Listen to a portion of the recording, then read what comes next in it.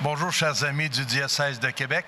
Je suis présentement à Rome pour participer à l'invitation du Saint-Père au synode sur les jeunes, la foi et le discernement vocationnel, mais je vous reviendrai sur ce sujet plus tard. Mais aujourd'hui, en cette fête de Saint-François d'Assise, le 4 octobre, la Conférence des évêques catholiques du Canada publie cet ouvrage très important, La protection des jeunes mineurs.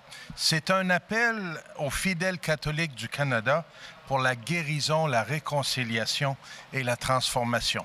Depuis des années, nous travaillons sur ce document pour le mettre à jour, le renouveler, pour voir comment nous pouvons mieux répondre à ce défi d'accompagner les personnes qui ont vécu des situations d'abus sexuels, comment nous pouvons mieux nous former nous-mêmes et tout le personnel dans notre diocèse et nos diocèses au Canada pour être sûr que nous écoutions, que nous accueillons toute personne qui a besoin d'être accompagnée. Cette question n'est pas seulement pour nous les évêques et les prêtres, c'est une question de toute l'Église. Je vous invite, si vous avez le temps, de prendre le temps de lire ce document. C'est un peu long, mais vous verrez, il y a des recommandations fort intéressantes qui peuvent nous servir à tous et à toutes.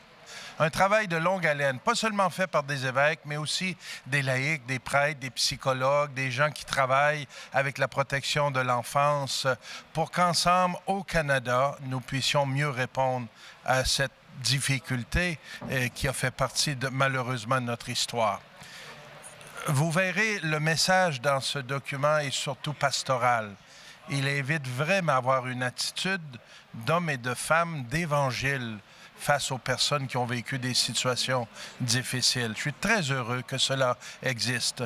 Vous trouverez sur le site Internet qui apparaît au bas de l'écran le lieu pour aller lire ce document. Vous pouvez vous le procurer en copie imprimée aussi. Et vous trouverez sur notre site Internet le propre protocole du diocèse de Québec. Car depuis des années, nous avons pris le temps de voir comment nous devons réagir dans notre diocèse.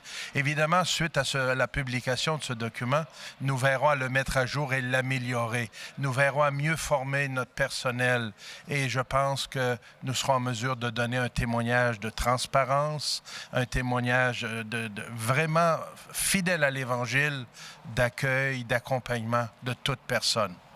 Je vous souhaite une bonne lecture et continuons ensemble la route.